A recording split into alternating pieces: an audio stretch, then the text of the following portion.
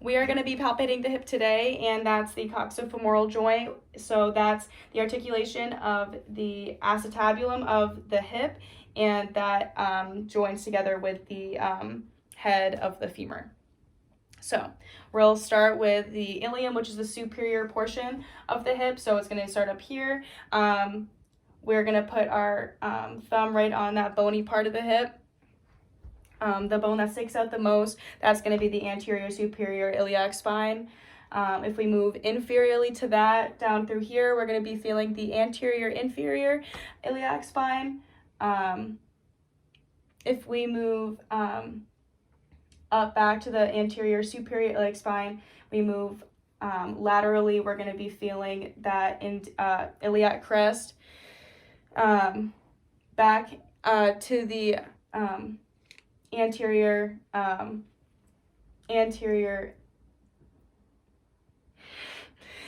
superior iliac spine, and we are on that bone, and we move a little bit medially and we push in. We're going to be on that iliac fossa. We follow that iliac crest all the way posteriorly.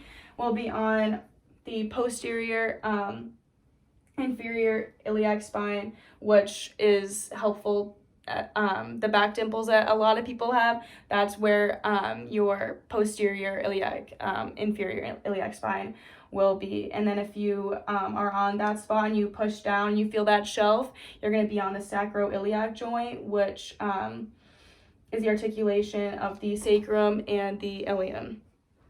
All right, if you want to turn back, actually stay turned, and you go into flexion, perfect. So next we're going to be doing the ischium, and the ischium, we have the ischial tuberosity right here, that bony part of your butt right here where you sit on, that's the ischial tuberosity, and that's just an easy way to tell where the ischium is. The ischium is the inferior portion of the hip.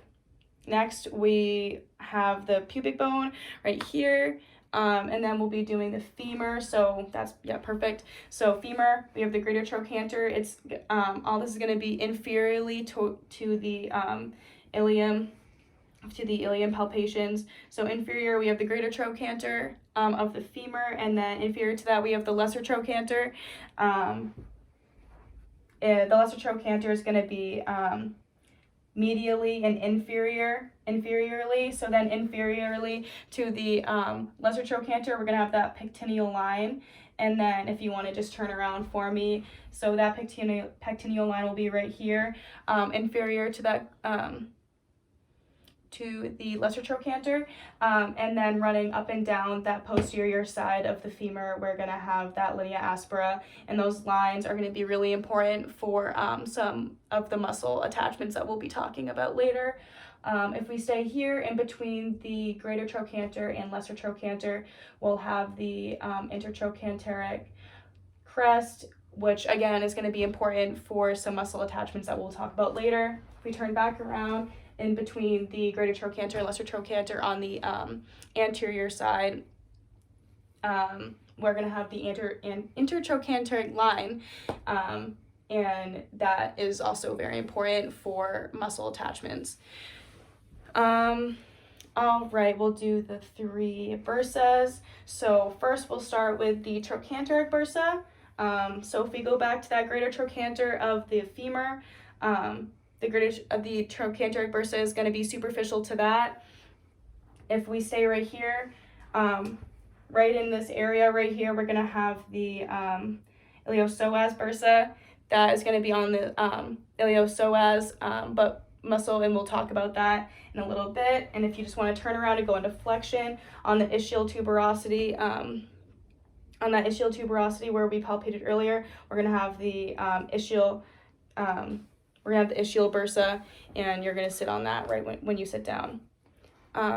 Next, we have the iliotibial band that runs from, it's a thick connective tissue that runs from the anterior superior iliac spine all the way to Gerdy's tubercle, and that is a important muscle that has muscles attachments to it in the hip. And then we have the sciatic nerve. Perfect. So we can find the sciatic nerve by getting to that greater trochanter of the femur, and that ischial tuberosity right in here.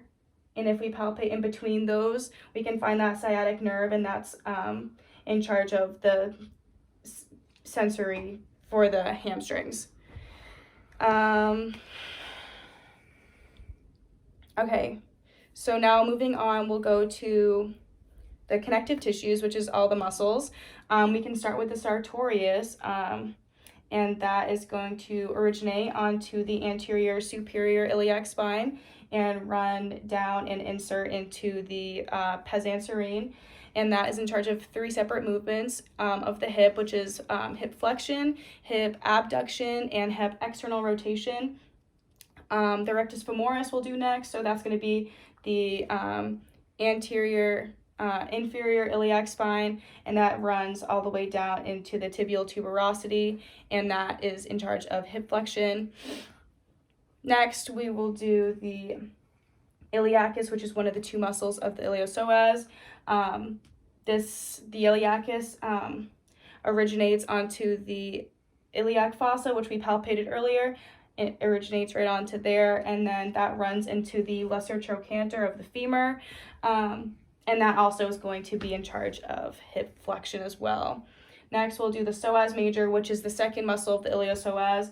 So that's going to originate on all the lumbar vertebrae processes in T12, and that's going to insert onto the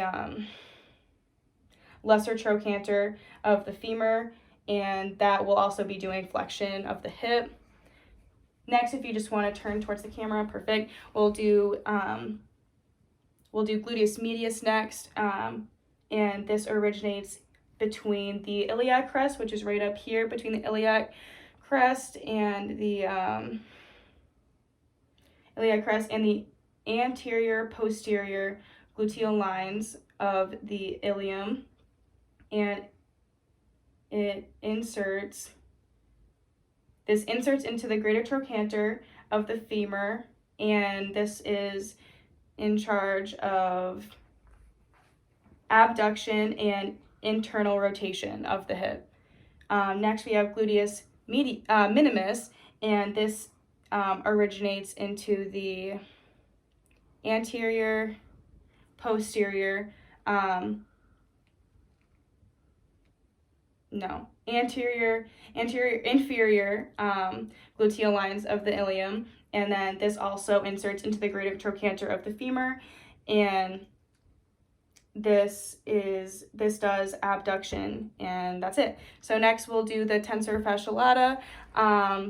This is going to originate onto the outer lip of the iliac crest right up here, and it's going to insert into the greater trochanter and move into the IT band via the Gerdy's tubercle, and this is in charge of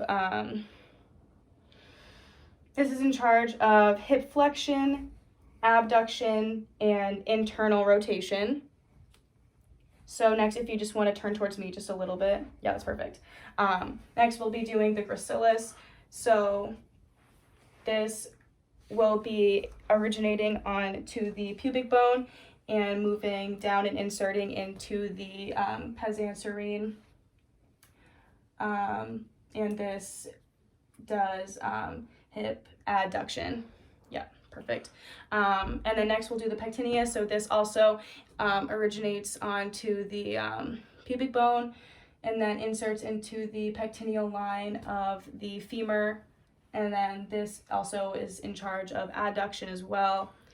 Next we have the adductor longus. This also originates into the pubic bone and inserts into the adductor longus inserts into the middle 1/3 of the linea aspera that's on the posterior side. So I'm going to insert into the middle 1/3 of the linea aspera, and this also is in charge of adduction. Next, we have adductor brevis. This also inserts into the pubic bone, and this inserts into the, if you want to turn around, to the proximal 1/3 of the linea aspera, and this also is in charge of adduction. lastly, we have the adductor magnus, which originates into the pubic bone and the ischial tuberosity on the posterior side. Perfect. And then this will originate onto the distal 1/3 of the linea aspera and the adductor tubercle on the femur. And then this also is in charge of adduction as well. So it's the last of the adductors. If you want to spin around for me, we'll do the rest on the back. So we'll start with biceps femoris. So this originates onto the ischial tuberosity and the linea aspera, and will insert into the head of the fibula and the lateral tibial condyle, and this will be in charge of extension of the hip. Next, we have semitendinosus, which will insert into the ischial tuberosity, run down, and it will insert into the pezanserine, which is on the anterior side of the tibia, and this will be in charge of hip extension. Perfect. So next we'll do the semimembranosus. This originates into the ischial tuberosity as well. This runs down and inserts into the medial tibial condyle of the tibia, and this does hip extension. And then we have gluteus maximus. So this has 4 origins, which is the coccyx, the sacrum, the iliac crest, which is up here, and then the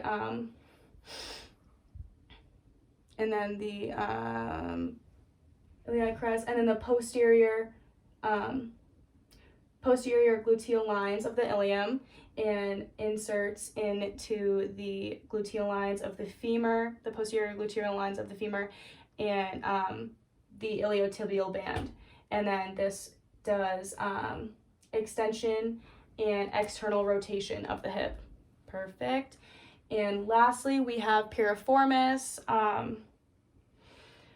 This originates on to the sacrum up here and will insert into the greater trochanter of the femur, and this is in charge of external rotation. That's it.